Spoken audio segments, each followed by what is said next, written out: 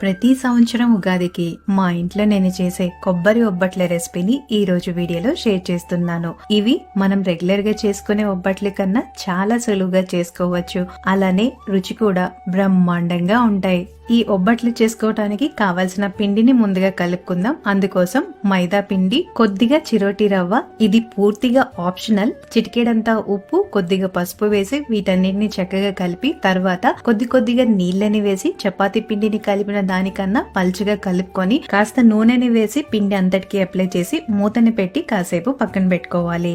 ఇప్పుడు పూర్ణం కోసం కొబ్బరి ముక్కలు, వేయించిన పల్లీలు, యాలకులు వేసి ఇవి మెత్తగా గ్రైండ్ చేసుకొని తర్వాత కడాయిలో తురిమిన బెల్లం, గ్రైండ్ చేసిన కొబ్బరి తురుము, కొద్దిగా నీళ్ళని వేసి బెల్లం కరిగి ఇలా జిగురుగా అయ్యి ఉండ కట్టేంత వరకు ఉడికించి ఇది కాస్త చల్లారేక చిన్న చిన్న ముద్దల్లా చేసి పెట్టుకోవాలి. ఇప్పుడు మనం ముందుగా కలిపి పెట్టుకున్న మైదా పిండిని పెద్ద నిమ్మకాయ సైజ్ అంతా ఉండలా చుట్టుకొని కొద్దిగా నెయ్యిని వేసి కాస్త ఒత్తిన తర్వాత కొబ్బరి పూర్ణాన్ని పెట్టి పైన ఇంకొద్దిగా నెయ్యిని వేసి ఈ ఒబ్బట్లని ఒత్తుకొని ఇవి కాల్చటానికి కొద్దిగా నెయ్యిని వేసి మీడియం ఫ్లేమ్ లోనే రెండు వైపులా చక్కగా కాలేంత వరకు కాల్చాలి. మీరు కూడా ఈ ఒబ్బట్లు ఒకసారి ట్రై చేయండి. ఇంట్లో అందరికి చాలా చాలా నచ్చేస్తాయి. అలానే ఇలాంటి మరెన్నో రెసిపీస్ కోసం లైక్ చేసి ఫాలో అవ్వండి.